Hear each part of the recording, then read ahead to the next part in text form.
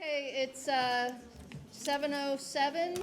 Let's begin the CVU board meeting. And I'm calling it to order at 7:07. Okay, I do have a couple adjustments to the agenda. Our principal, Jeff, asked to add a 7.1.3 to approve a house director, and he will speak about that in a little bit. And do I have to add this into the agenda? It's not a discussion? I think it's in the discussion. It's in the it's, well, Oh. maybe we should do the professional development release time / calendar. That works. Okay, so we'll add that and 6.2. Okay, going from there, we have, Can I just say, that Yep. the item should say professional development calendar. That relates to, our plan originally was to come to you for release time, and we're back to the traditional calendar. okay. So we are not mentioning anything about the release time There's at this not point? release Okay. time, it's just traditional calendar. Okay. 3.0, audience and communications, and we have a special guest here. Our new principal, starting in July. Adam Bunting, would you like to? So Elaine asked me just to show up tonight for a few minutes and share what you've been up to and you're thinking about what you might bring back when you come to CVU from whatever's transpired over the last few years.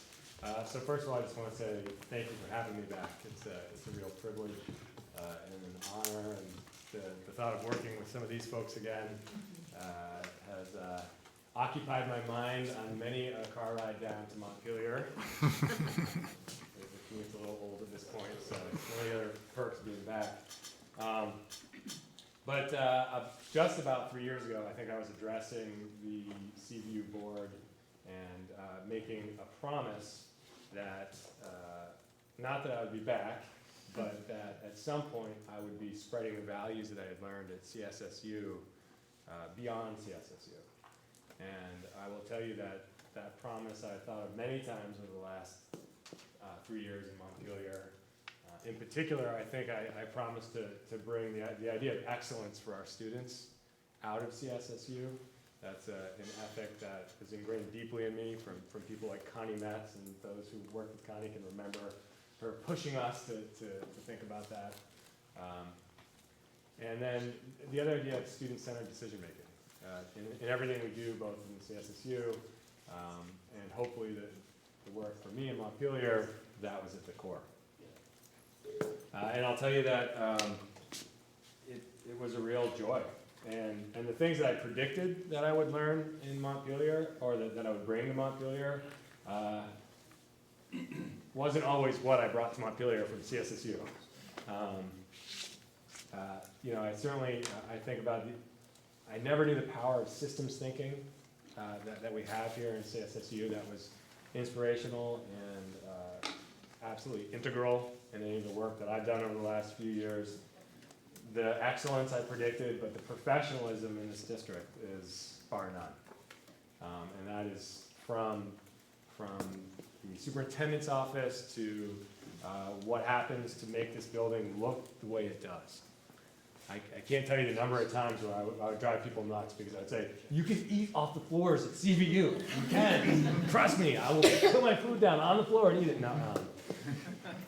And that vision that was ingrained in me here was absolutely vital in the work that I've been doing the last 3 years.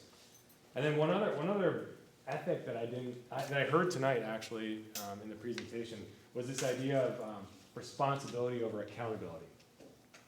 The idea that we do what we do for our kids in this community, and we do for each other, not because we're told to, not because someone's holding us accountable, but because it's the right thing to do. And those are some just incredibly important. I didn't know how important those ideas would be until I actually started the job. I also know how hard the job would be. I can't tell you the number of times I called Sean and apologized for the number of criticisms I gave him, or when I was acting petulant in a meeting or something along those lines. I'm sorry, I didn't know the principal gave us this hard.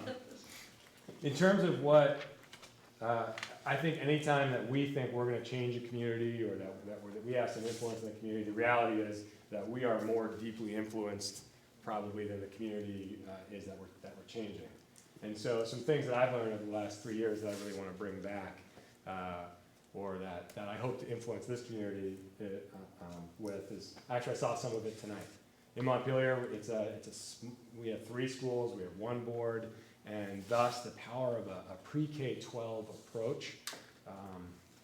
I don't think in the past that was something that CVU was great at, and tonight I saw it.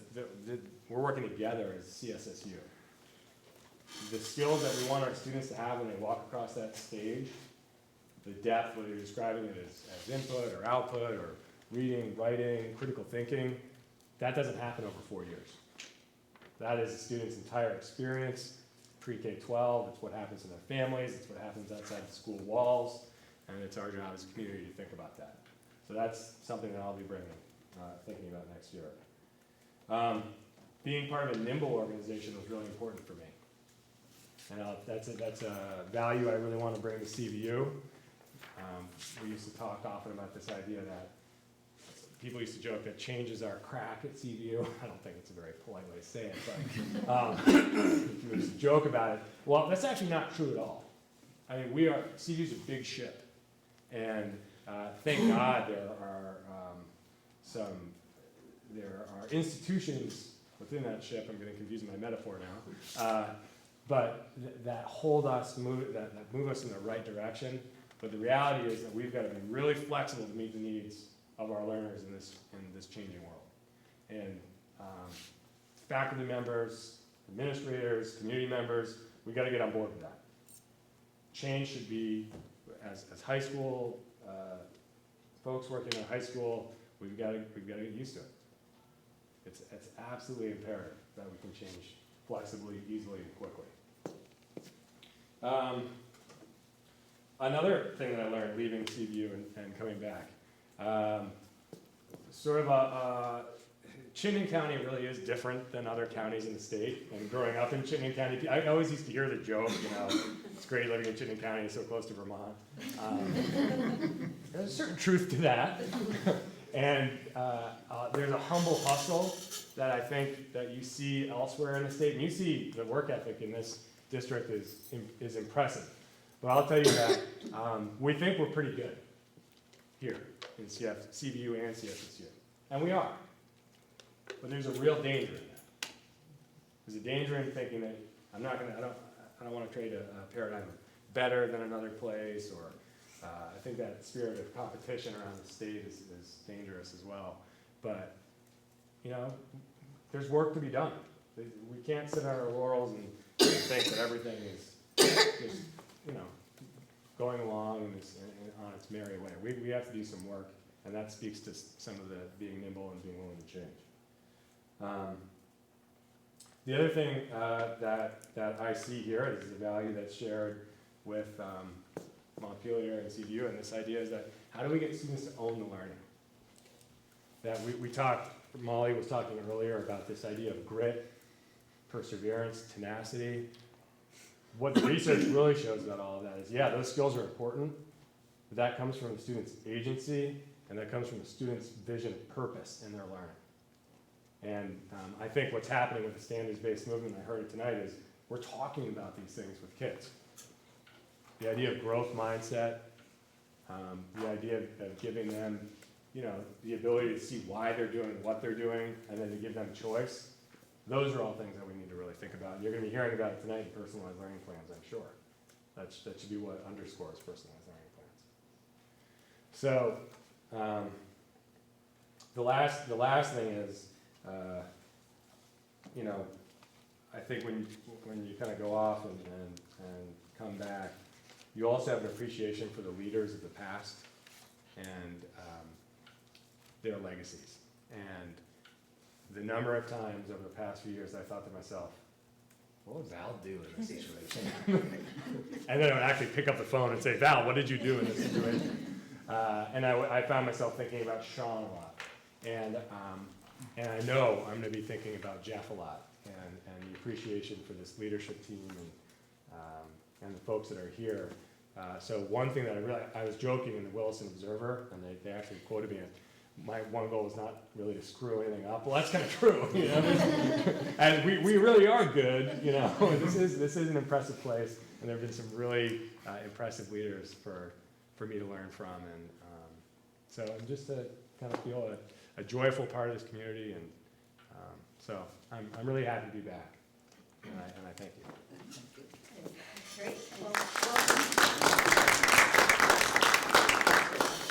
Thanks, Adam, and welcome. I'm looking forward to working with you in the future. Okay, let's go on to 4.0 presentations. 4.1 are personalized learning plans, and We've got a whole committee. we have a committee. Each school has a PLP team, and this is ours, at least some of the members of it.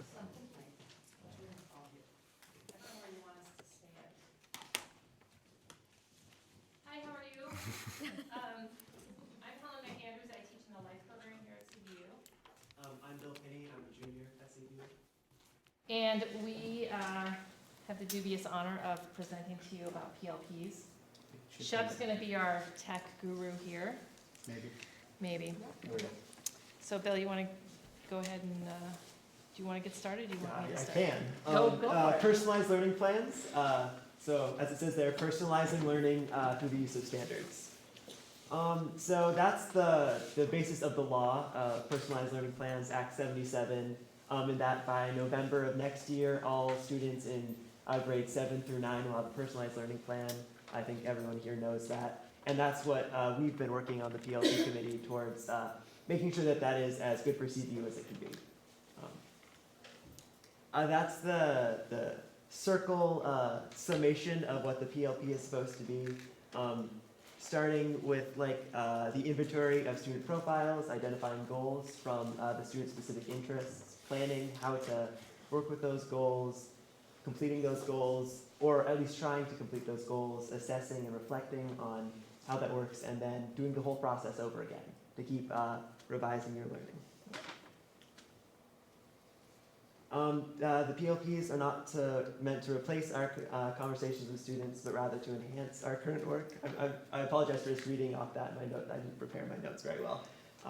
So currently we have a system in place right now through the advisory system where we do, it's called MAPS, Making Action Plans.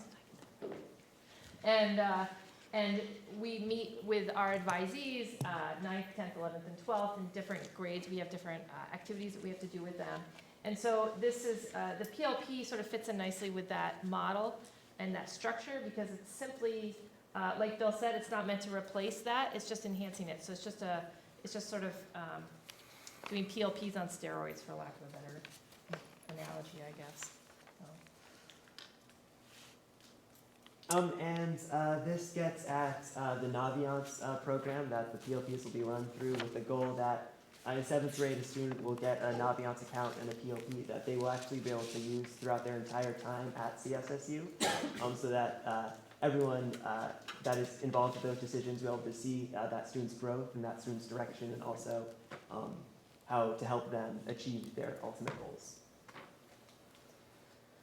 So this is sort of a screenshot of what it's going to actually look like for students and for advisors. So this is, the Naviance tool is something that CVU already currently uses in the guidance department, and they use it for college planning. Did I get that right? And all advisors are now going to, all advisees are now going to have their own account, which I think they already do, but it looks like this. So you have these different tabs, these 5 different tabs. So under the course tab, it shows like their whole course, their transcript basically. So an advisor, so if I have 12 kids in my advisory, I can go at any time and click on their course tab for them and see what courses they've taken and have conversations about what maybe they want to take in the future. colleges, if kids are, from freshman year on or 7th grade on, because it starts in 7th grade, they can start looking at the colleges tab, decide if there's colleges maybe they're interested in, and they can start keeping a list. Again, it's a conversation that as advisors we can have with students.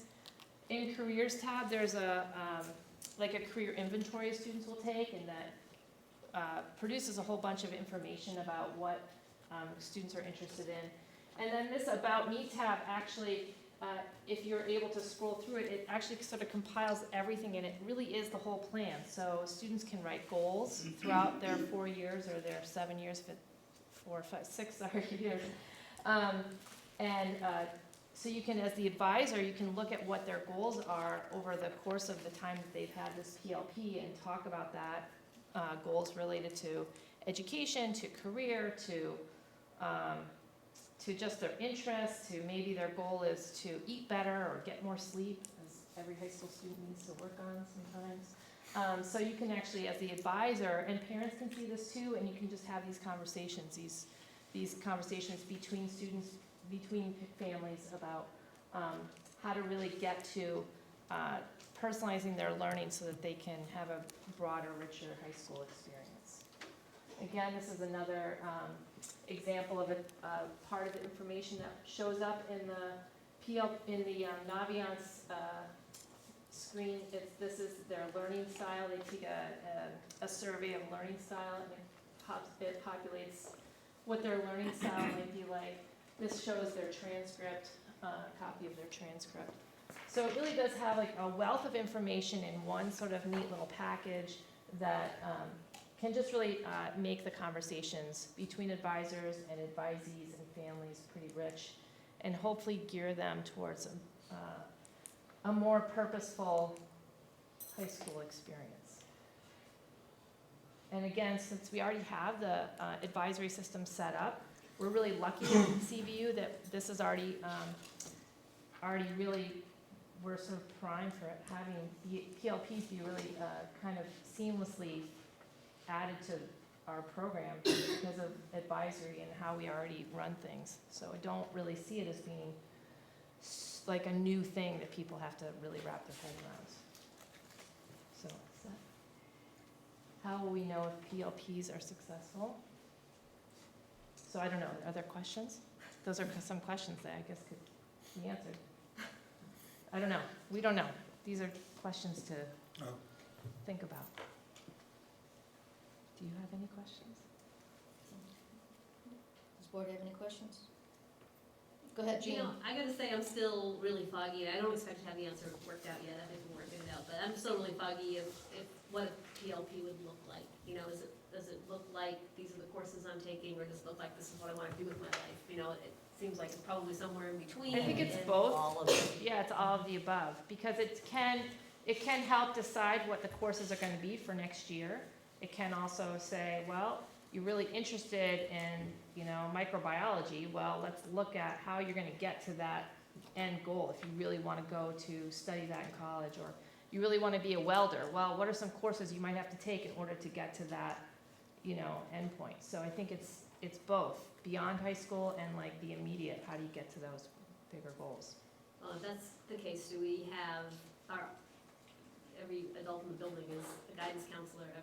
That's a stretch, I think, for a lot of our I think that's the idea of the advisor. The advisor is just another adult in the building that can help give advice. I mean, it's not to replace the guidance counselor or a parent or anything. It's just another tool to bring people together and have all that information in one spot where people can have real conversations. Jeff, do you see some way that we quality control that, or have discussions with people? I think that one of the things that I like about this process is that it emphasizes meeting with the families to go through this and creating this collaboration, this partnership with families. And so when you raise the concern about the qualifications to have these conversations and be consistent with these conversations, I think the accountability piece of having conversations with the family will certainly help. But I also think that this will be a process, just like every advisor is a little bit different from one another. We will have to put enough structures in place and enough check-ins or checking for understandings in place with advisors to be sure that there's a relatively consistent experience. But yeah, I think that we have an awful lot to learn about this, and also which students will benefit from this most immediately, and to make sure that we really are saying, who are the students for whom this place doesn't necessarily work, the typical path? And those might be the students we've got to really use this with first, and make that our focus. Because I think if we try to accomplish all things with all students, we might be not taking advantage of what this opportunity presents. I have a question. You have students who learn who like to learn in the very traditional ways, the ways, they did 10 years ago. And, my daughter's one of them, and I think she'd, rebel against this thing. But how does that apply to them? Like, could they just use a personalized learning plan in the traditional way? Yeah, I've heard Shep speak to this. Go ahead. Yeah, I don't disagree. In one of our, there was 4 of us that went to a PLP Design Institute this summer up in Stowe, Marion Gatos, and Helen and Patty and myself. And one of the things that we talked about up there was that, for the most part, the way things have always been, works for 80% of the students 80% of the time. And so, the traditional, maybe 10 years ago, the 4-year plan, kids sat down in the direction center with each of their school counselors or their house counselors and basically looked and said, over the next 4 years, these are the courses I want to take. And for some kids, that was fine. That's all they needed. They came, they did really well, and they went on, and they were very successful and happy. But we had limited options back then.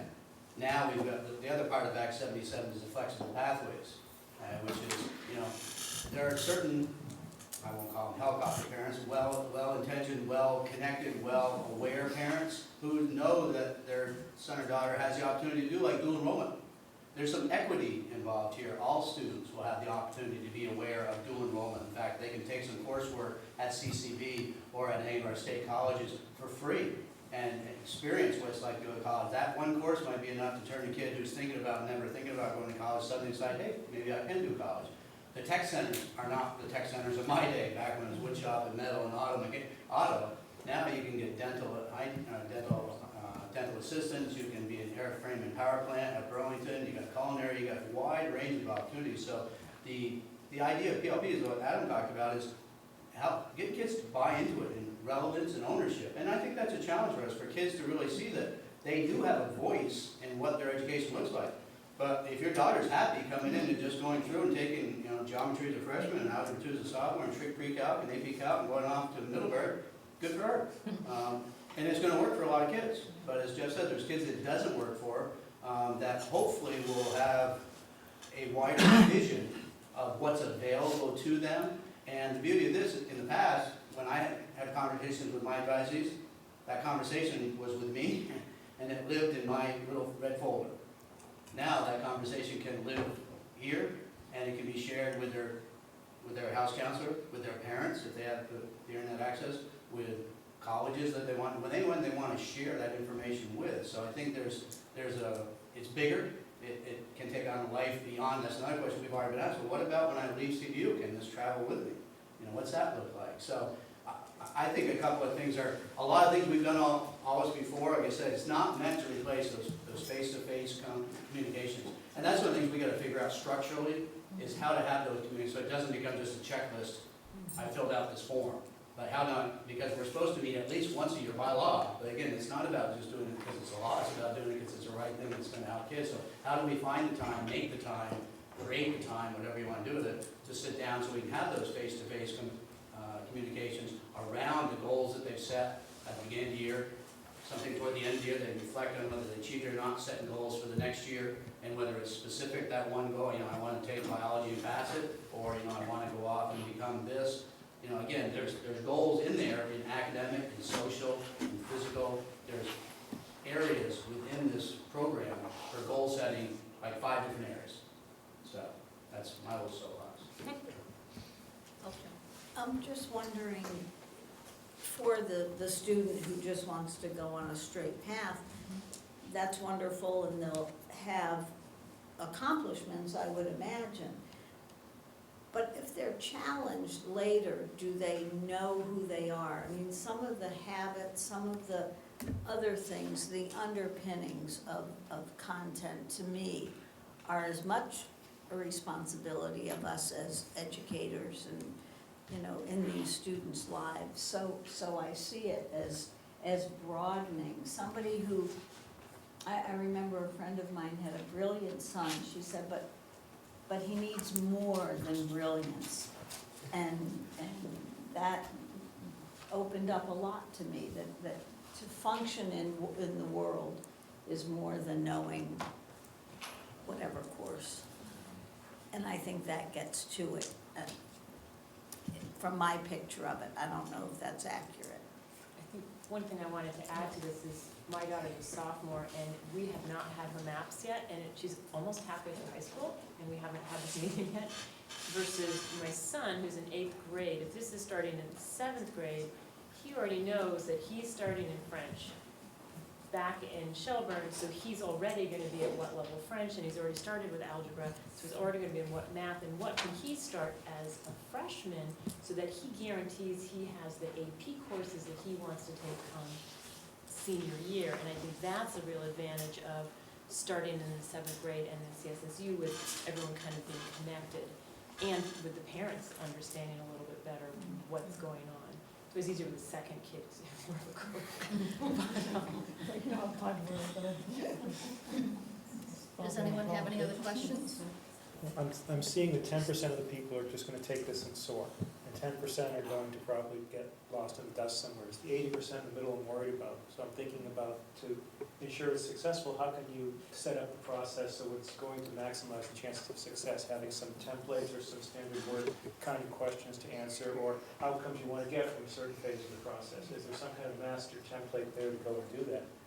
I have the same thing in industry, except we call them individual development plans. And we struggle every year when people finish their appraisal, get their report card, and then suddenly have to do planning for the next year, and it's a struggle, because people don't know where to start. So some kind of thing to help push people along the right way. Maybe a template for an academic person, maybe someone for sports, someone for veterinary tech. You mean like a sample, like a sample PLP for kids, or do you mean like, because right now every year we do a survey, MAPS 9 survey, MAPS 10 survey, and those are currently done, as Shep was saying, face-to-face with students, but now those will be actually populated in here, and the students will complete these surveys, and that will foster a conversation. Do you want to add to that, Mary Ann? I'm just going to add to that. I'm Mary Ann, and one of the things we did is we looked at what the law is requiring, the critical elements in the law, and from that we looked at, okay, so what are the tasks that actually do that? What are those activities? And then we said, well, how are we going to bear this? Who's going to do this? How's this happen? We scoped out what all the activities were and realized how many of them we currently do. We don't capture it in one place so we can share it. So while 80% of the students, 80% of the time, feels pretty good anecdotally, that means 20% of the students, 20% of the time, are not loving the traditional track, or not, so that's 280 students, 2 months of the year. You start to go, okay, so how does this tool serve that? So we looked at all the tasks and the activities, and then we color-coded to say, who does that? Some of it is facilitated through advisors, like the MAPS. Those are conversations. And this tool provides a way to capture those conversations. The students still have the conversation. They don't just go fill out a survey and check and I'm done. They still have to have time in their schedule to meet with their advisor and kind of go over values, goals, options, what you want to do. And some of those activities happen through a counselor.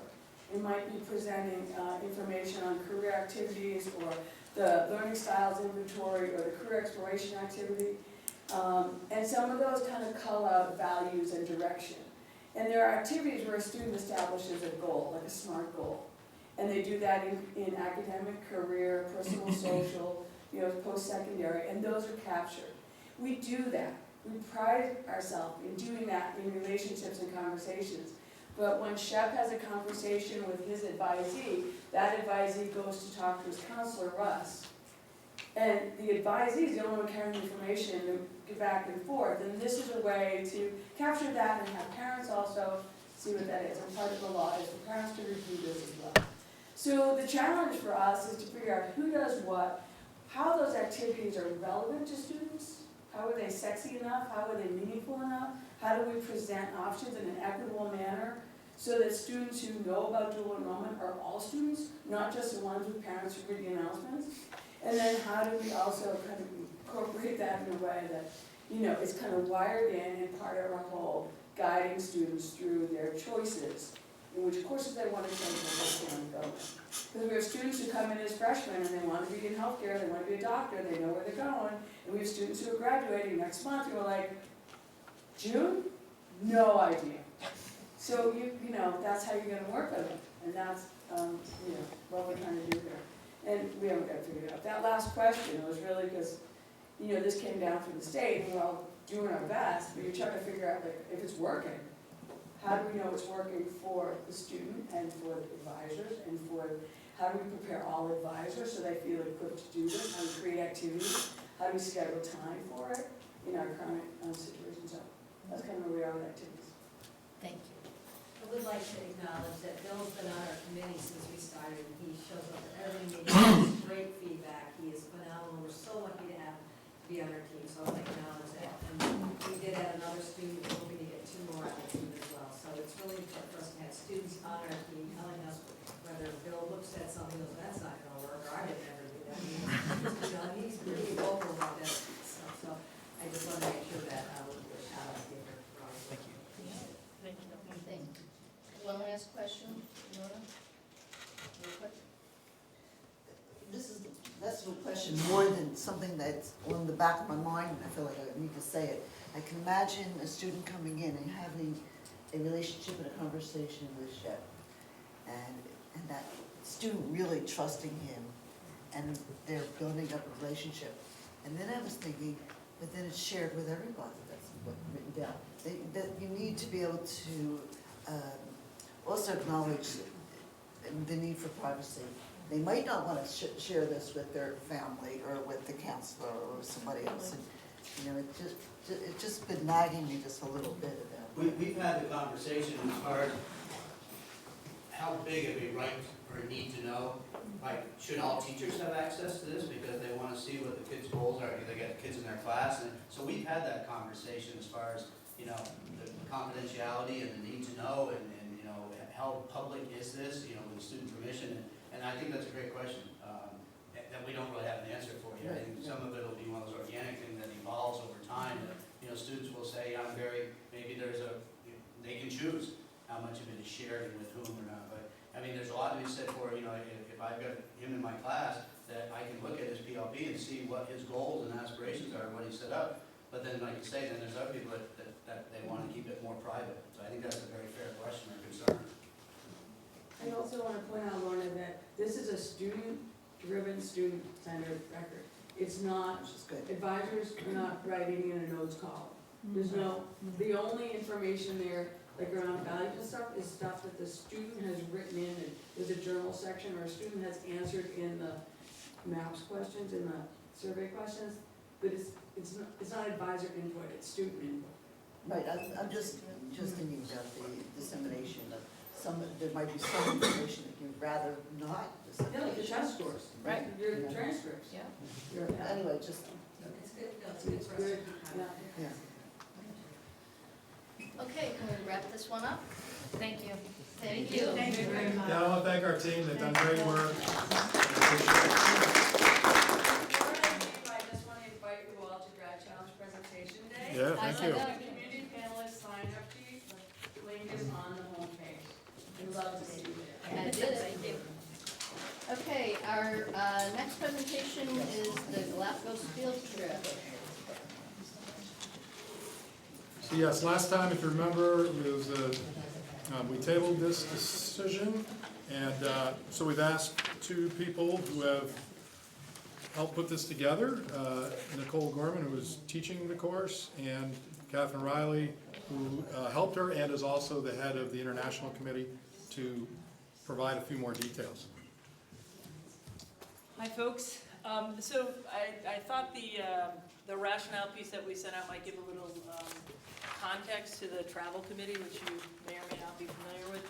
But it's a group that's been working for about 5 years in different forms to expand travel opportunities for all students.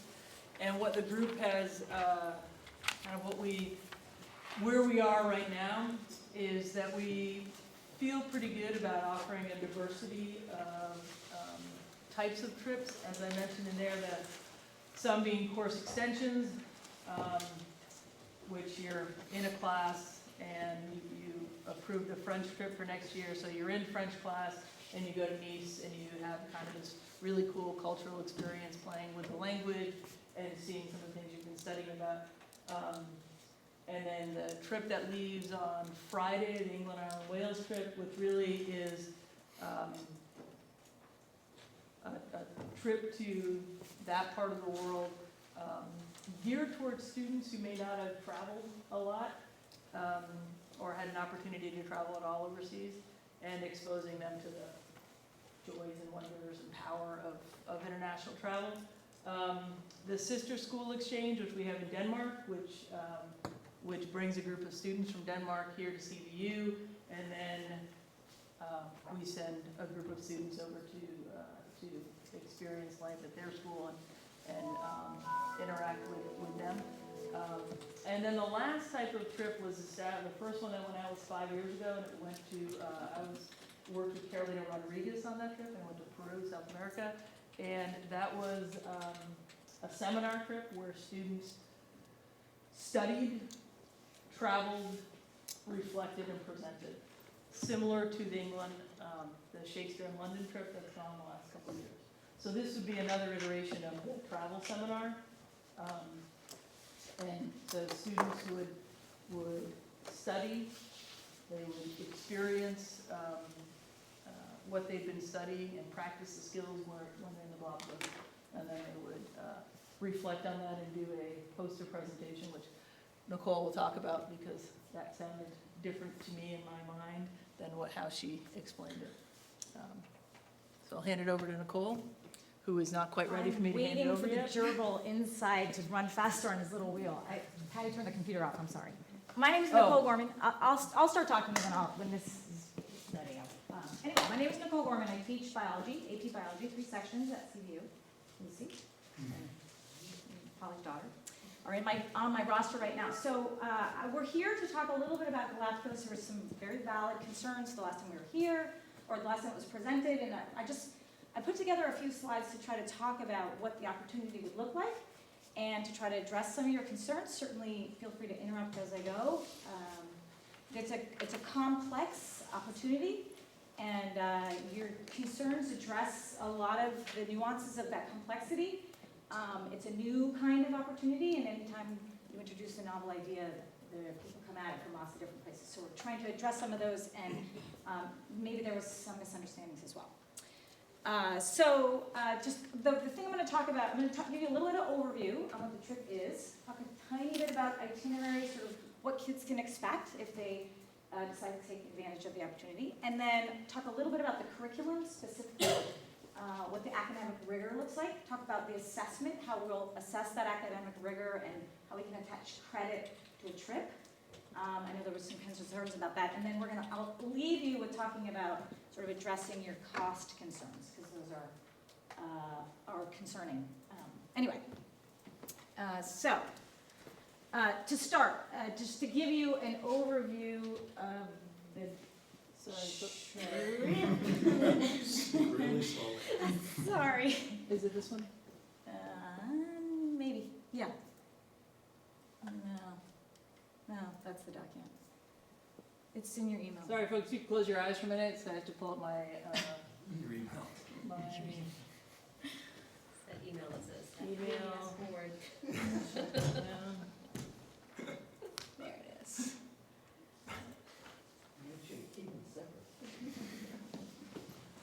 We have separate email account for those. You got it. Okay, so first of all, just to talk about, I'm going to talk quickly just about the Galapagos and what this place has to offer that's different than other places all over the world. Catherine, can you flip the slide forward? So first of all, the Galapagos itself presents a really unique opportunity. It's a unique opportunity I think of it for 3 different reasons. First of all, there are many different what we call endemic species. that are, live on the Galapagos. Endemic means that they're there and they're actually nowhere else. You can't see any of that flora or fauna, anywhere else except potentially in a zoo. Which brings me to the next reason that the Galapagos is so fabulous, is that because of the way that it's so intensely conserved and so tightly managed, that the animals there are much more, much less skittish, much more interested in interacting with human beings. It's the folklore of the Galapagos. I don't know if anyone's ever been there. And I've always thought, I've never been there. I always thought it's not true, but the people that I know that have gone actually, there's evidence of that claim over and over again, that the animals actually are not afraid to interact with visitors, which is a really exciting way and engaging way for students to interact with the natural community. And then thirdly, another compelling reason why the Galapagos is such an unbelievable opportunity is that the way that this course would be structured, it would be a course about evolution. And it's sort of this onslaught of the mechanism of evolution. It's something called adaptive evolution, where the environment itself actually selects for the traits that are most advantageous. And you can't ignore it. It's so unbelievably obvious, and likely the reason that Darwin came to publish his papers in 1859, and why On the Origin of Species really was born in the Galapagos. Anyway, so they're unique. It's another, just to address the PLPs, it's an alternative pathway. Some students really thrive in a traditional learning environment, others don't. Even those that do might be interested in an opportunity like this. It's just a really different way of learning. It's not an opportunity that you could provide in the classroom. There's an authenticity of the experience that you can't bring it into the classroom. It's something like no other. It's the reason we all travel. And this is a travel focused on, it's a different type of travel than the other types of travel that we offer here at CVU. And then thinking about our quiver of science that we offer at CVU, how it's different than what we do offer, but then also how it's the same. A lot of the material that we would include in the curriculum of the experience actually are addressed in all of these classes. We talk about evolution in core science. In the earth sciences, we talk about conservation and looking at ecological management. In zoology and botany, we talk a lot about looking at biodiversity of both flora and fauna. And then in money, energy, and power, we look at exploitation of natural resources, preservation of biodiversity. Again, all things we would include in an experience like that. And then finally looking at AP biology, how this curriculum really dovetails nicely into what we offer in the course. I'll tell you, of 69 teaching days to teach a 1,300-page textbook, we spent 5 days on evolution. This is not the same type of experience. AP biology is invigorating, but it's not the same. It is it's an onslaught of academic rigor in a way that is an experience in and of itself. This is a completely different immersion type experience in the skills of scientific thinking. Okay. So just to walk you through what the itinerary would look like, how we would get there, and then how we would move around once we were there. It's an 8 to 9 day trip.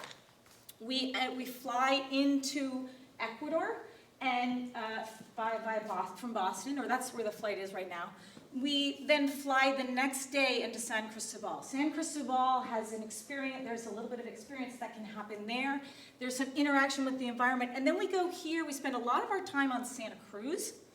A lot of the way that I wanted to sort of immerse, or Catherine and I both talked about immersing kids in the opportunity, is they're staying on an ecological preserve. They're camping when they're there. So it's really, truly experiencing it. We're not eating pizza. We're not staying in hotels. We're not renting bikes. We're not doing any of that. The students would really be immersed in the culture. They spend a couple of days working with measuring iguanas and measuring turtles at the Darwin Center. They spend some time at the Tortoise Breeding Center. There's another research component. There was some questions about the research part that, actually I'll speak to that right now. Another one of the research components It has to do with the way that the class would be taught. In the seminar, students would develop a research question, and then they would spend their time throughout the itinerary sort of addressing that research question. Anyway, so in all of this experience here, they would be able, because of the natural geography of the islands, there are different life zones, even within each of the islands, because of the volcanic activity was there, and because of the way that the islands developed. So you can experience really different life zones in this area. Then we would travel over here. There's completely different animals here than you would see here. A lot of that, what I talked about, looking at the collections of natural selectors, you would see turtles with short necks on one island, turtles with long necks on one island, and turtles with rounded dome-shaped shells on another. All of it really obvious what the selectors in the environment would be. Anyway, and then we would end up our last day over here on Baltra, where there's another, even on that travel day, there's some experience to see some lava caves and some other biodiversity when we were there too. Anyway. Okay, so looking at the course in and of itself, the way that the curriculum will be designed and sort of the focus, looking at the NGSS, the focus would be on the evolution standard. I could read you the standard if you want to, but it's a focus on looking at the mechanism of natural selection and how that drives evolution, how it explains both the unity of life, what the sameness is of everything, but then also how it explains the tremendous amount of biodiversity that we have. So that's the main learning target for content. And the way that we would hit that content, the way that students would build understanding and knowledge, is that we would have a monthly-ish, we're not totally sure about that part yet, seminar that would meet after school or outside school hours, I shouldn't say after school, at least once a month, so that students would be responsible for building content knowledge around specific components of the trip. For example, I envision each student having to become an expert on some type of animal that we would potentially encounter when we were there. And then on the day that we did in fact encounter that animal, they would be the presenter for that particular moment. So that students would have to own the learning, they would have to prepare and become ready for what they would observe when they were actually traveling.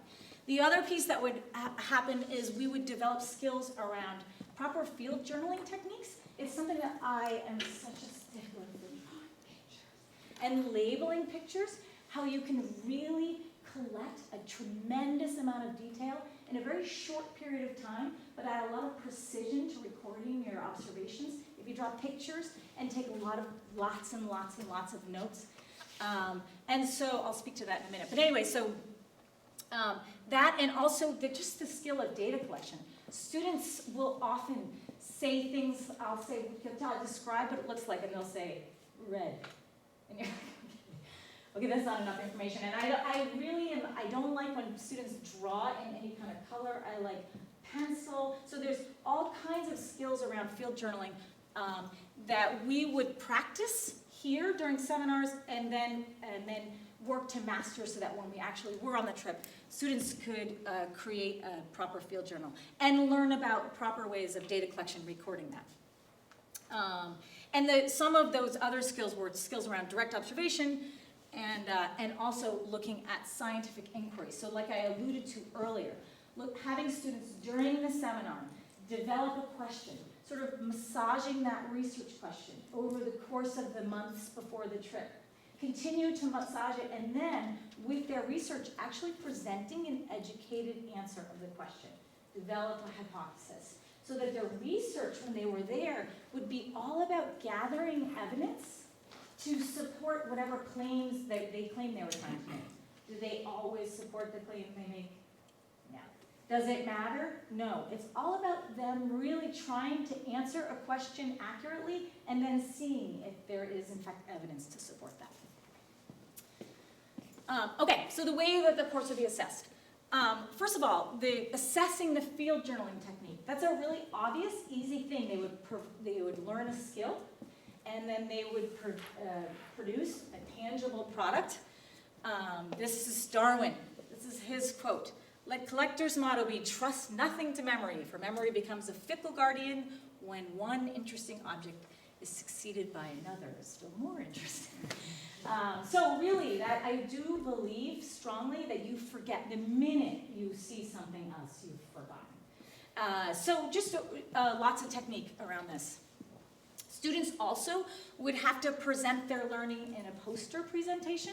So what a poster presentation, for those, have anyone ever been to one? So some of you have. So it sounds like a middle school science expo, but it is a valid way of presenting academic research. So they look like a bunch of posters, but they're not posters with magic marker.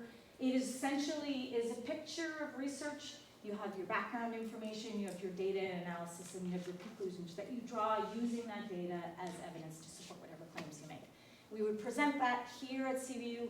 We could, I've talked to core teachers about having students present it into the 9th grade, into the core biology classes, have students present it potentially into the human biology classes, so other places, and into the zoology and botany, really linking it to the other students in the school, presenting their learning, and to faculty as well. So, to leave you with this, it's expensive. There is no doubt that the trip is very expensive. However, within the context of travel to other, to the Galapagos and to other areas, it is actually not, it represents a somewhat of a value.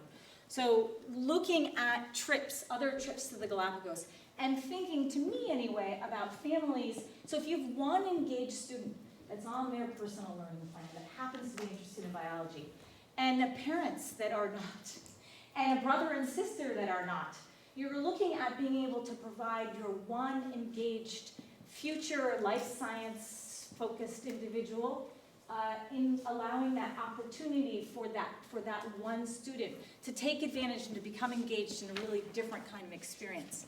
National Geographic trips are $600,000 to $11,000 per person. So you're talking about for a family of 4, you got $24,000. You have local families went for about $4,500 to $8,500 per family member. So, you know, multiple people trying to go. The trip from Milne is offered at $3,800. It represents certainly a cost savings compared to these other trips. We also are interested in presenting a community-focused implementing a community-focused, community service-oriented fundraising effort where we're calling it Student for Hire. And we would develop, our team of students, everyone that's going on the trip would have to sign a contract that they would provide a certain number of hours. And we would develop a fee schedule, but essentially we would do anything the community asked us to. We have an entire year to fundraise until the trip starts. And so we're hoping out of that to raise approximately $500 per student. That would be the goal. And students would be able to bank the money that they work for. The hours that they work would go to that particular student. And they would be providing a valuable service, chopping wood, raking the leaves, pulling weeds, I don't know, grading driveways, I'm not sure. But anyway, anything, we'd do anything. The fundraising idea is modeled after a group in Montpelier, actually, Montpelier to Thailand, that has done very effective fundraising for a trip that used to go to, I forget where it went, on the eastern border of Thailand. But they talked to the woman who ran that, and she thought that was a reasonable amount as far as fundraising. I also liked it because it doesn't ask parents or family members to buy a coupon that they won't use, like the one on my desk from one of the teams, or they won't fully use. It provides a service for a donation. And we recognize, as some of you mentioned earlier, or the last meeting, that we do go out to the community a lot for a lot of different things. And that's an ongoing conversation within the travel committee about how to manage that and what those asks look like, and as a school, how should we, kind of what lens should we take for those fundraising pieces? So I guess I don't know if that helped answer some of the questions that you had, or if you have further questions. Does anyone from the board have questions? Is there anyone, $3,800 doesn't include the free student spot, does it? Not a free student spot, no. It's two adults. 2 adults, right. This isn't through like an EF type thing, like the one, England, Ireland, Wales trips, where you get a free adult spot for every 6 student type things. This is we're trying to reduce, we're approaching it differently, so the cost per student is managed a little differently. For those who can afford it. For those who can afford it, as are all of our trips. Students going on a Habitat trip for $800, for some students, that's a challenge. And I think what we've really worked on is finding creative ways, and what we're continuing to work on is finding creative ways to make travel sustainable. Somebody mentioned at your last board meeting that every kid should have an international travel opportunity. And I love that idea, and I've heard Matt Dunn speak to that before. I think we have a lot of work to do to figure out how to creatively and sustainably and responsibly do that. But I do believe that when we offer a diversity of trips, and when we're mindful of the equity piece, which the committee spends a lot of time discussing, that we can offer trips and bring students along on these trips in a way that addresses that. In the same way that a lot of other activities address that. We don't have 100% equity in many of the things that we offer at school, and one of our goals is to work towards greater equity. Yes, Jim? How many students on this trip are expected? 20. The goal would be 20. And 2 adults. 2 adults. 2 adults. What grades? Likely 11th and 12th. And what's the prerequisites for the students? AP biology Or concurrent, so they could either be enrolled in the course or have taken. There was a trip to Ecuador that was planned years ago when Dave Ely was still here. I'm not sure if anyone was on the board then.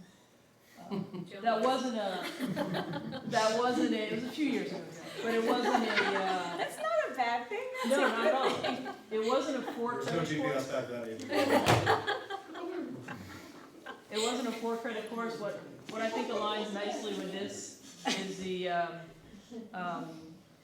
is that sort of the goal piece, which I don't know how exposed you've been to that Go Out and Learn program, but that idea that students can, take a student who's very responsible and hardworking, and like the 2 folks that are here right now, and sort of a traditional path through high school and have been very successful.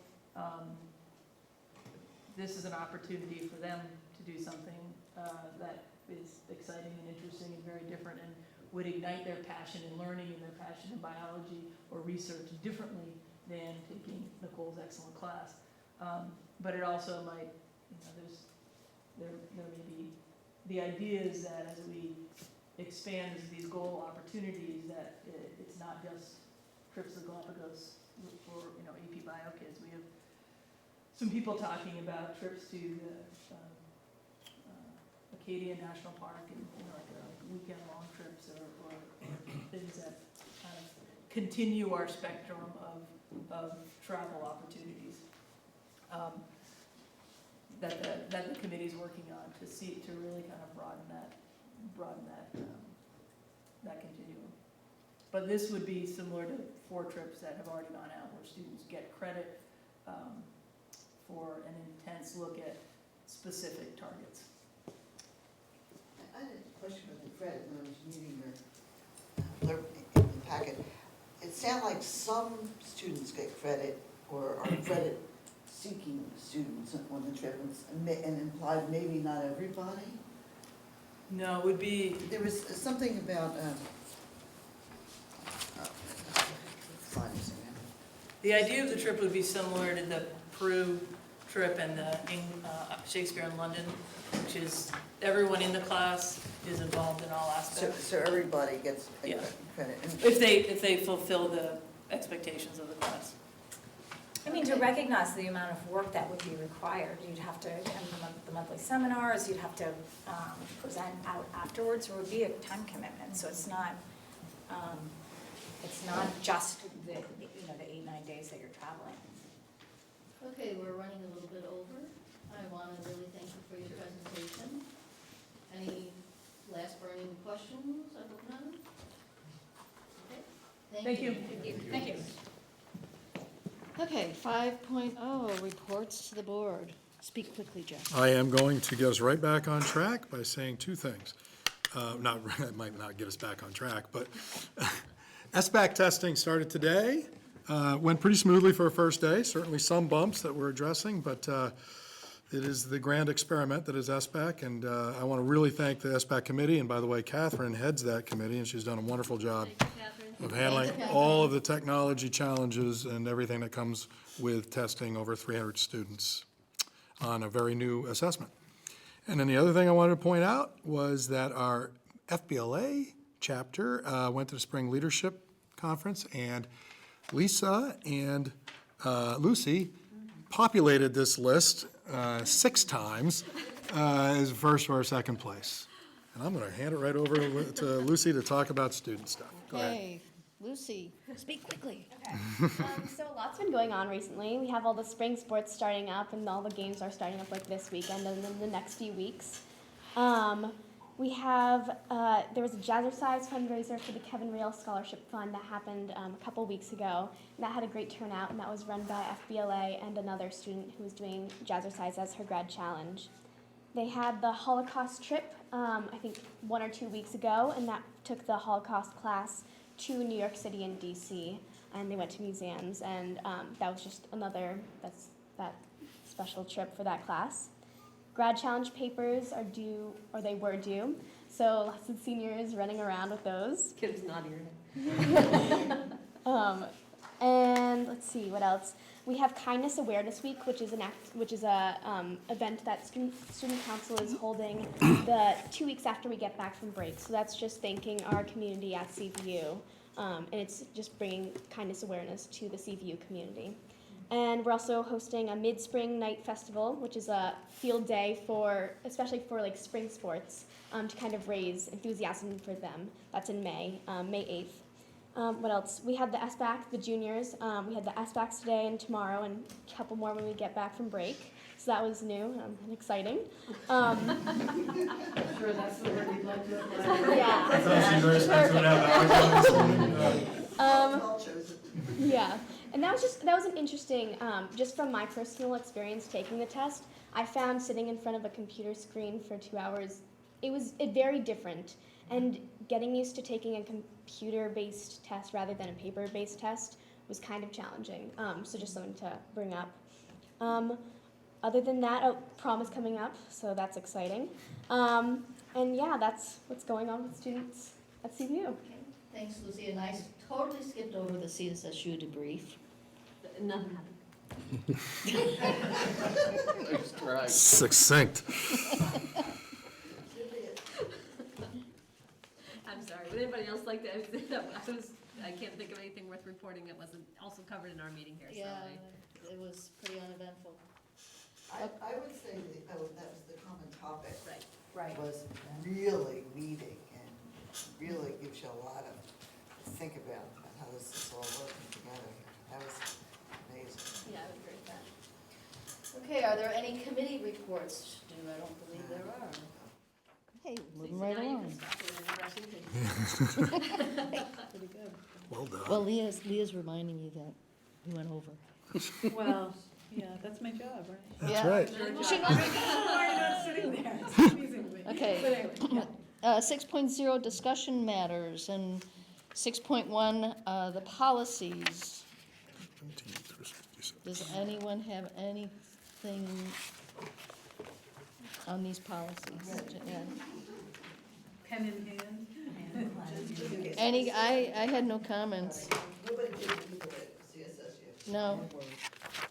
But we work on it though at our meetings, so Yeah. we do a lot of discussion. Okay. And then let's go on to 6.2. It has been changed to professional development calendar. And if no one has checked their email by early afternoon, another revision had come out. Does everyone have this? The one with that one date change, right, Right. November 19th or whatever it was. Ray, would you like one? Sure. Does any, Jean? I need another one for Ray. I can do both. There you go, Ray. Thank you. Does, we are following a traditional calendar again for next year, but starting, I guess, in the fall of next year, we're going to be, Elaine's going to be proposing a different version of how a calendar would look. And it has to do with professional development. So we are not voting on this calendar today. We are just looking at it, and we will develop, voting on it the next meeting in May. I know we get tied into this by the K-8 calendar that has 176 out of 175 days, so they don't really have much, but I really hate the fact that we have these calendars where if you have 2 snow days, you start waiving days. You know, it's, hopefully we figure out a way to get, you know, when we had 180 days, you could play with the calendar a little bit more, but there's just really no room, but it seems like every year we're gonna be 175 days, because you're always gonna have a snow day. Lucy, did you get one of these calendars? Would you like one? Yes, that would be great. Thanks, Bob. You betcha. Okay, any questions on this calendar? It's pretty straightforward, I think. We don't start the Wednesday before, Pardon me? we don't start the Wednesday before Labor Day, because Labor Day is so late. So late. That's a little different for people who pay attention to that. Oh. Good catch. It's a late, so they have a whole week Yeah. and half a week previous prior to that. Yeah, It's instead of usually- 3 days, 4 days, 5 days, to wrap Exactly. up, it's 3, 5, 4. 3, 5, 5. Hey, Jeff, do you know how the K-8s are handling all their parent-teacher conferences? Yes, they have one in October, maybe 16th, I don't think it would be, oh, right there, 10/9, October 9th, and then there's one in March, Oh, which is, which day? 3/25. 20 kids, knock them all out in one day. They have Exactly. a day Exactly. reserved for parent-teacher conferences, and then teachers can elect to spread parent-teacher conferences over a different schedule, and as long as they get them done, that day is given to them as recognition that they got the work done. I believe that, is it a fair? That's correct, Yeah. yep. So And they that's may one of the not- reasons so we They have, may not be on October 9th, they get October 9th. yes. done Yeah, in they all might recognition not of the leave fact them they're for doing that the day. awards, yeah. Yeah. I've had those kind of parent-teacher conferences. Next. I've been there Who are too. you? Some of them have them completely done before that, and then the kids don't have to be in school that day. Well, that's what. No, I they're think. not The kids school aren't days. in Kids, school. but the teachers are not. The in teachers school. are not, Right. yeah. Teachers. Yeah, no, I think, yeah. Right. Right. Well, yeah, I think that's the intent. Yep. Yeah, okay. So, okay, nothing else on the calendar. Can we move on to action matters, please? Okay. We'll move to 7.1.1. Do I have a motion to approve a 0.17 FTE increase to world language teacher contract, which I believe is the Latin one? I move that we approve of Yes, 0.1. this one is, yes, it is Latin. It is Latin. Yep. okay. And I'll second. You had Kim had moved. Moved it, Yep. and Leah seconded. Discussion? I had to take my little pen out and add up all the pieces on I the, know. Did it work? make it end up with no additional FTEs. Yeah, trust me, Yeah, none. no additional F. None. These are, Norm is, Yes, yes. yes, this is a piece of norm. Probably a better way to put it, but I'm confused, so we are increasing no, the English staff by .17? no. We're not increasing any FTE. 2 gentlemen have reduced from 1.0 to .33, and Joe. And these are pieces of their other .66.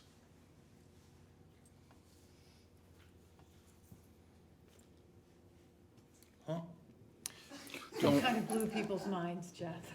Sorry. This isn't the complete story on what Yes. happens with those 2 gentlemen electing to reduce. This is just one part of the puzzle. So don't try and add this up to Joe and Norm. Right. It won't work. if that makes sense, right? For instance, .17 goes to the teacher we just voted on. That would leave .50, and we are hiring for that right now, French. So if you add Norm's .33 plus the .17, you will get .50, which equals one teacher. Okay? And Gene's done the math. How's She always 3 does. equals 1? So this person who was .5 is now gonna be .63 or whatever, point, She was actually .83, and now she will be 1.0. okay, I understand. Okay. Jean, are you ready? I'm good. Okay. Okay, all in favor of this Yeah. approval, say aye. Aye. Those opposed? Abstaining? Okay, let's go on to 7.1.2, to approve do I have a motion to approve a .33 FTE increase to an English teacher contract? So moved. Sure. Second? Great. Okay, discussion? And this gets added to the .33 hiring and the .33 Bingo. staying around. Bingo. Right. Which is .99. Yeah. Okay. .33333333. I put the balance in your bank account. No discussion? All in favor, say aye. Aye. Those opposed? Abstaining? And then we had the addition of 7.1.3 to, for a house director. And do I have a motion to approve? I guess Jeff is gonna discuss this. Yep. Do you want me to do that first? So moved. Okay. So move second? Well, I don't want to second it if I don't. Okay. You can vote against it, Lorna. You can still vote against it. Okay. Yes, Thanks, Lorna. so we followed the same process. We had a number of candidates. The program council selected which candidates would be interviewed by the first committee, a committee full of teachers and administrators and staff members, then whittled that down to 3 candidates, who then interviewed last Friday with 2 of our administrators, plus myself and Adam Bunting. We thought it was important to include Adam, since he'll be working closely with whomever is chosen. And we have selected Nick Molander of Burlington High School, who has been an administrator for 4 years and a teacher there for 12 to 14 years or something along those lines. So he does come to us with quite a bit of experience, and we're quite excited about being able to add him to our staff, if you agree. Discussion?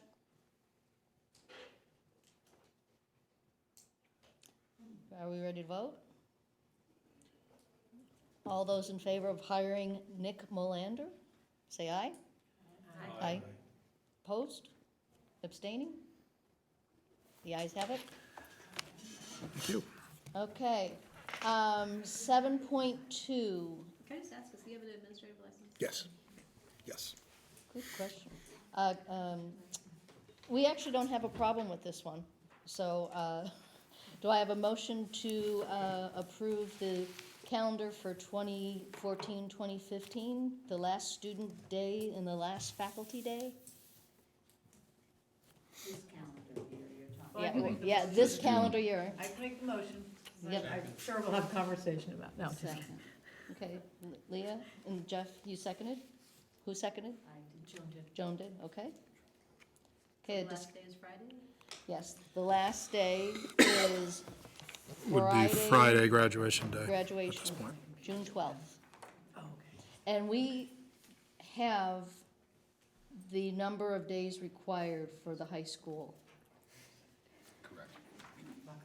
Yes, unless we get a snow day between now and then. Please, no. This calendar year, we have the exact, It's unusually cold. We're going to school. So how does it, just remind me, I understand how it works with the kids who are graduating, but is it, exams are Monday through Thursday with makeup on Friday? Correct. Is that how it works? Correct. With the snow day? Yep. oh, so all those in favor of having the last calendar day for the students be June 12th, and for the faculty is June 17th? Say aye. Aye. Anyone opposed? Abstain? The ayes have it. Okay. 7.3, do I have a motion to approve the Galapagos trip? Second. Okay, discussion? It was wonderful, I've been there, it's wonderful. There was a picture of a blue-footed goopy, I don't know if you know. Yes, it did. It's great, you know, it's what I love. And the turtles are unbelievable. I can't vote in favor of a trip that's this expensive. And it's really for equity reasons. I think if we're gonna say we want foreign trip experience is important in our curriculum, that we need to fund it so that all students who might be interested can participate. And this just feels like it's just like $1,000, which is a lot of money. More expensive than something in my head that says maybe $2,000, but even that, frankly, I get nervous about. I start thinking, if you have 5 trips a year, and they're each about 20, 25 kids, we're talking about 100 to 100, maybe 150 kids a particular year get to go on one of these trips. What about all the other kids? And these are, you might have 75 out of 300 juniors, maybe 75 out of 300 seniors will go on these trips. And I just can't feel good about it. So I'm gonna have to, I'll have to vote no. What are the Well, other, go ahead. what are the trips to France or Costa Rica or England? I mean, somebody mentioned one for 800, but anybody have that The rough 800 figure? one was the Habitat for Humanity, so that's. Oh, okay. that's to North Carolina, I believe. It's in the last packet? I can Yeah, take it which out. I don't have with me. There were 4 other trips. Yeah, yeah, I've got it here too. I would say that most of the other trips are around 3,000. Yeah. The one to Dominican Republic is less than that. Yeah, closer to 2,000. Right, closer to 2,000, but, and And the it- one to Denmark that they're staying with host families is less than that. Right. And I do know the one to England, Ireland, and Wales, who was leaving soon, is 3,000. I have a confusion, I should have asked it. On the slide, they showed 3,300, but in our packet, it says 3,800. Well, they're- Is that because of their The fundraising. fundraising? Which, yeah. Well, I share concerns about the cost and specifically as it relates to students who, from less affluent families. And I think there are good intentions about fundraising, but I think that it's still very limiting for the number of kids who could potentially go on this trip. So I can't support it either. I didn't hear the number of days on the island. I think those were the colored dots, so I think it was one. I believe it's 9. Right, so. Yeah, so- that is definitely not true. I mean, Yeah, there only can be that one was not at 9 all. It's 2 days of travel on either end, so you've got at most 5 to play with, and they're hopping between islands. I mean, those might have been the day that you got there or something, but I counted 3.5 days. And so maybe it was 5 because some of them were like interim islands that I might not have counted, right? But it's not 9. I thought it said 3 in one of our last packet we got. That seems inconsistent, because it said, in the packet, it said 3.5 days. But when you look at hers, she definitely had, it looked like 8 days on the different islands. Well, I think there were places She to go was visit. saying at each point there. Oh, I see. So So they in might one, have gone in to one all of of them those at days, you one might These do sites 3 in different one points. particular island. Yeah. There's one island with lots of, Gotcha. You know, Also finding it expensive per day. Whereas England, it's 5-6 solid days there. And this is This with is- camping, not with accommodations, so that, this is a very expensive trip. Now, the China trip was $4,000, but But it that was was also for 3 weeks. Right. And far, far away. Yeah. What I heard was much more extensive scientific research, skill building in that way. It was not touring the Parthenon and writing a journal. And I think that's very valuable. I'm not discounting that.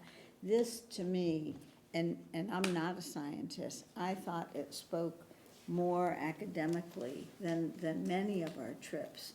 And things are not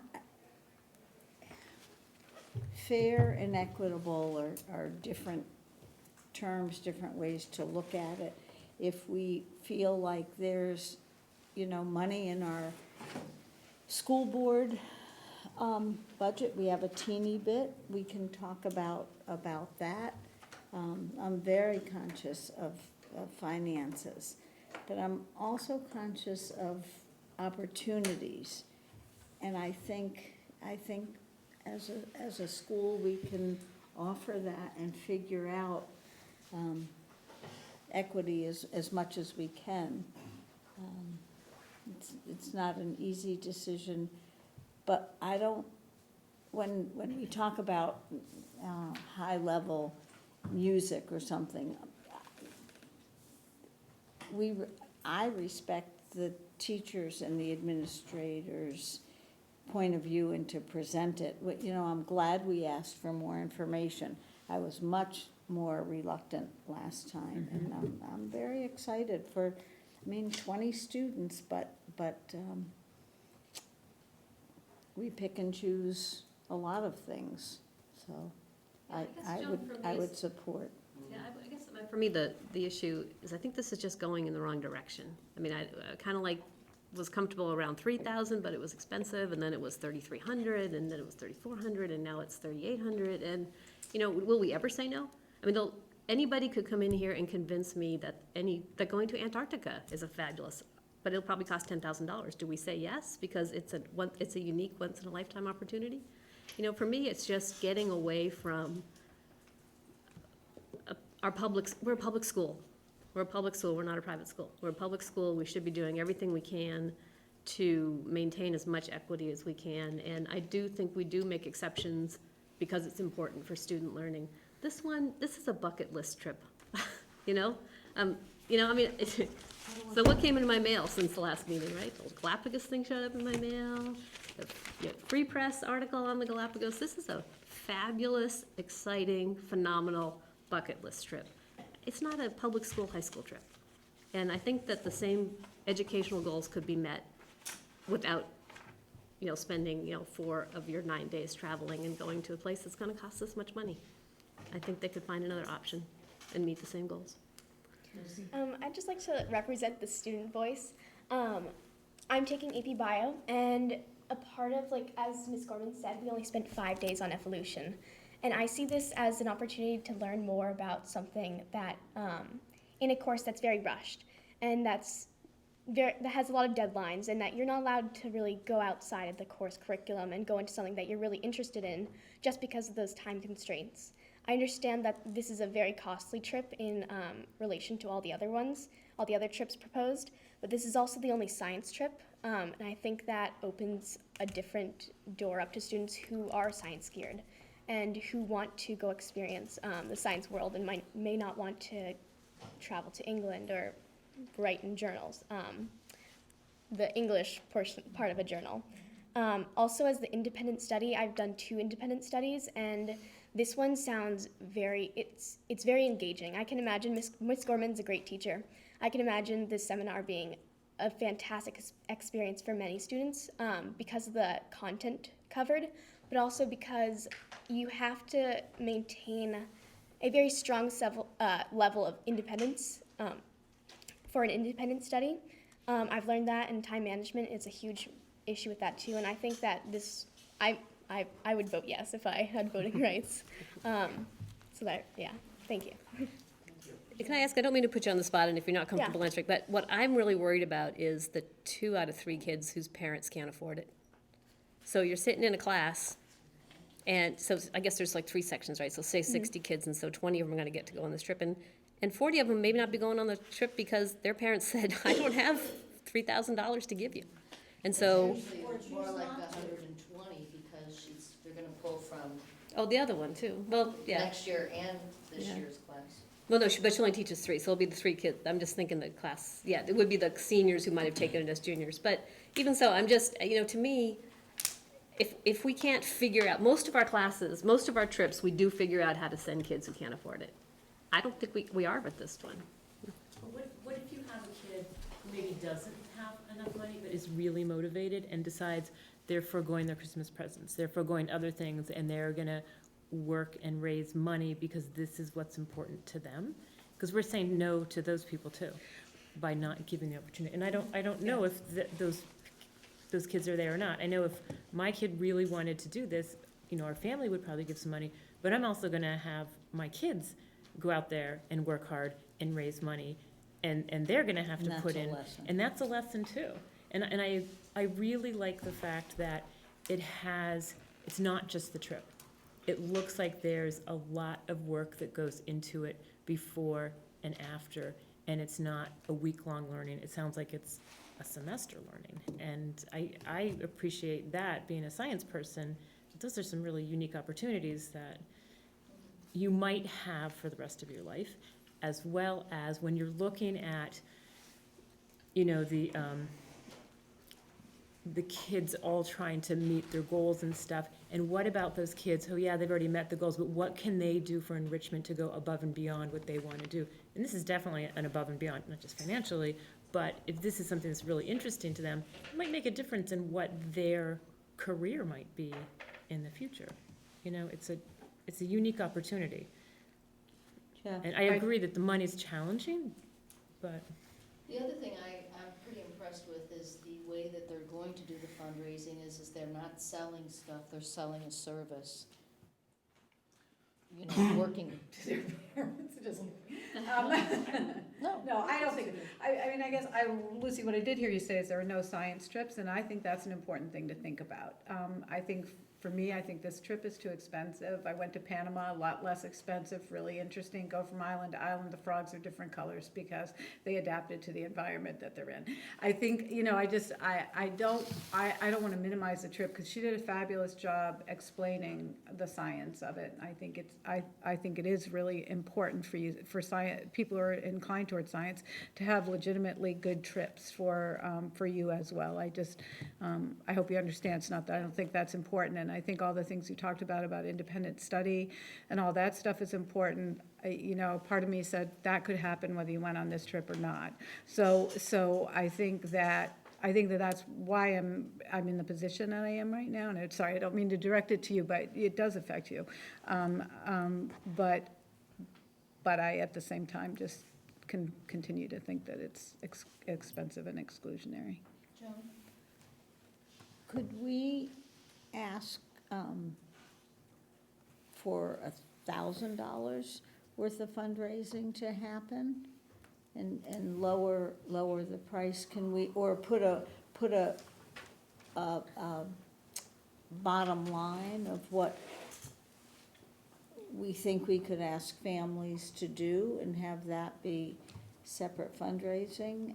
And that way it would be the motivation, it would be just an idea of how to get there. If price is the only thing, or if price is the main reason to say no. I don't know, I'm looking to you, Jeff, I don't know. Yeah, I'm not sure. I mean, it's certainly complicating the issue would be that there are a lot of other fundraisers that are going on from K-12, and communities are bombarded on a pretty regular basis, not just from schools, but from many, many sources. And so doubling that expectation would be very challenging to meet, most likely. And then the problem is, what if they don't meet it? Right. Things have to be secured so far in advance. Well, I have the problem kind of across the board, if they don't make all the seminars. Yeah. Well, we've already paid for it, and if Yeah. they don't make the fundraising, mom's just gonna write them a check, and then then you lose that whole part of it. There's a lot of risk. If they were to go back to like Milne Travel and say, our school board's really struggling with this, can you somehow offer us a better price? I don't know. I think they've done that many, many times. I think they feel they've whittled that, but I can't speak absolutely to that. It doesn't sound like a lot of frills. No, it doesn't, but I don't know, if you don't ask, you won't know. Ecuador's sort of controlled, but of course it's owned by, owns Galapagos Islands, and I think sets the cost of getting there, because it's a unique place in the world, and they know that they can do that and make a lot of money for Ecuador, which needs some money. I do have the other, just to finish on your question, Joe, about fundraising, I do have a PR issue with having our kids go out to neighborhoods and knocking on doors and saying, I'm from CVU and I'm fundraising for my trip to the Galapagos Islands.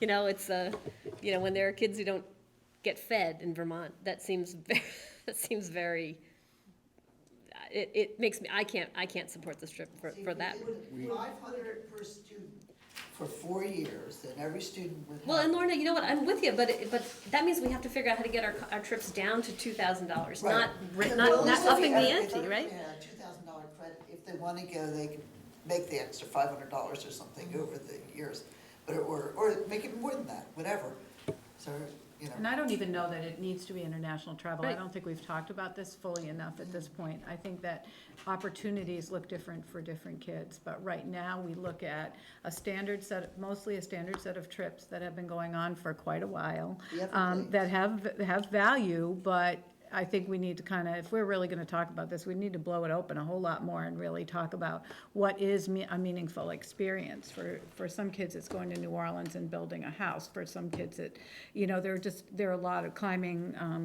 Katahdin. I mean, there are lots of different things that would be valuable for kids. We haven't systematically done this, and we always jam up against voting for these trips, and rehash this about how are we gonna provide more opportunities. So I think maybe being more strategic about these discussions earlier on would be really helpful, because we're in that same bind that we've been in annually.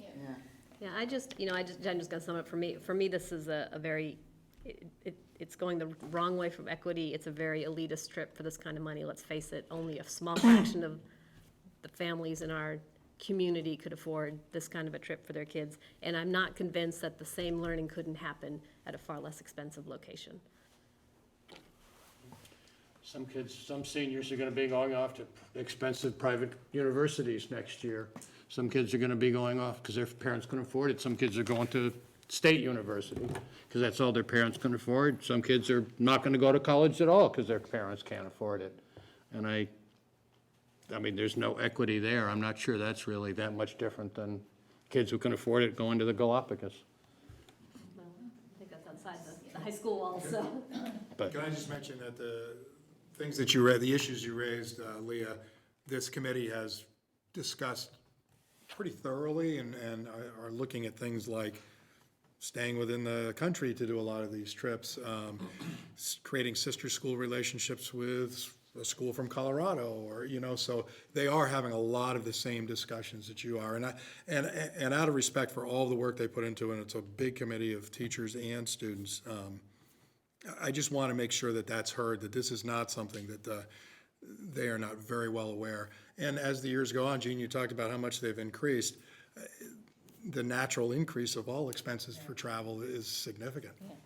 And so it really becomes even more challenging to provide these opportunities year after year for the same number we used to.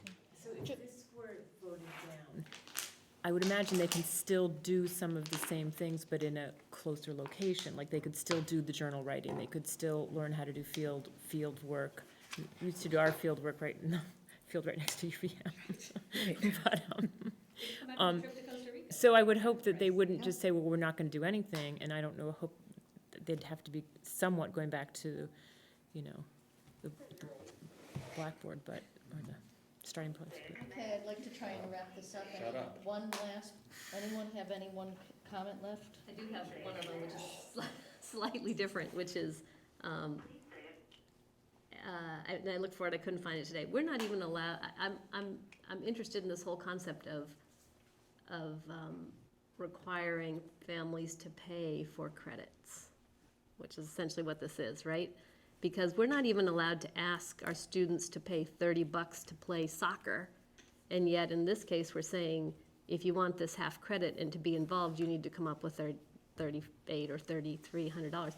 I'm really interested, Bob, maybe you can help me track this down, whether this is even legal under state law.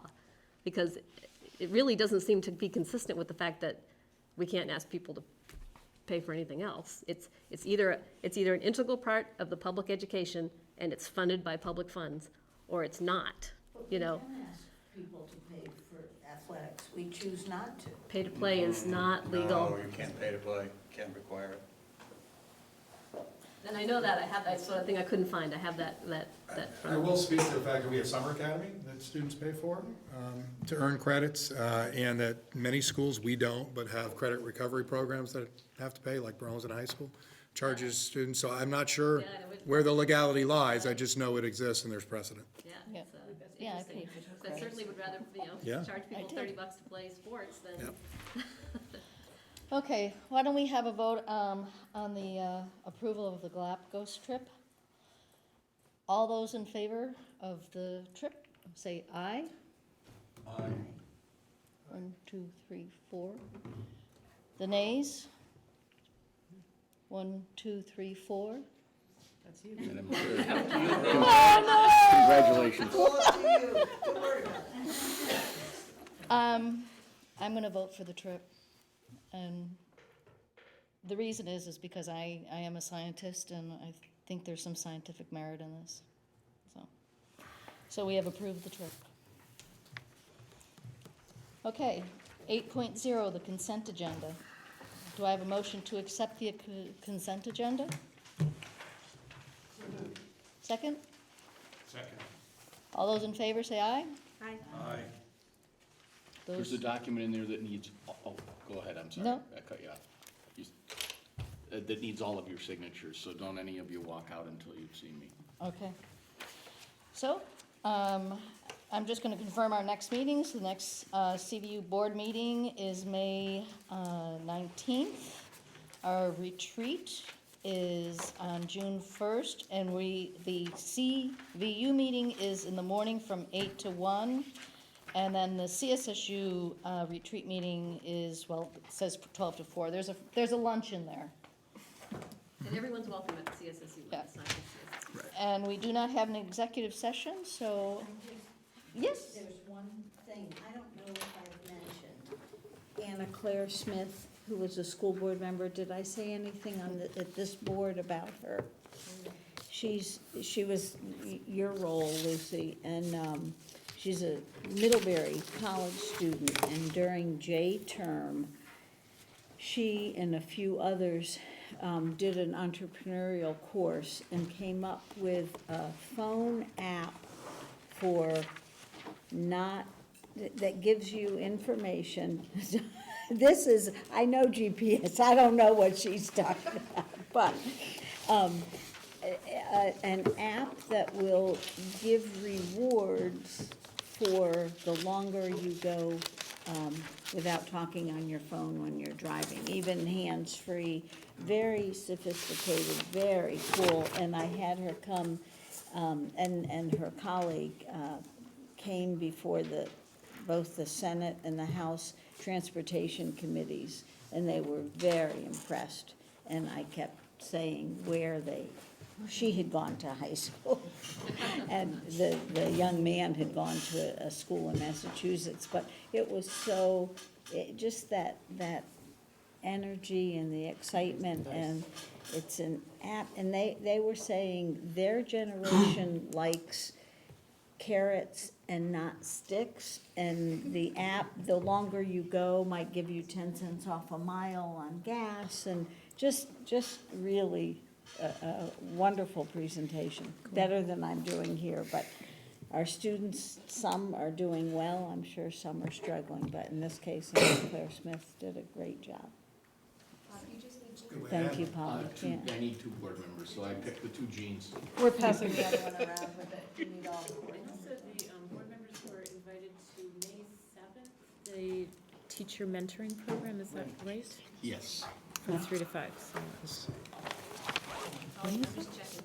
Your documents are going on. it's May 7th. No, she wants to do the Latin truck. Thank you. Thank you. Nice work. Yeah.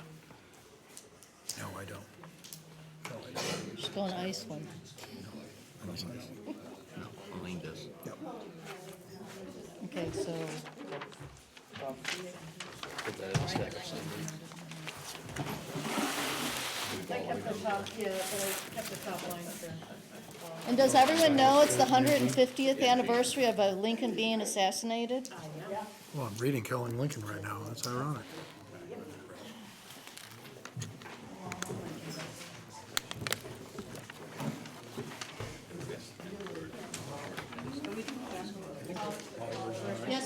adjourn.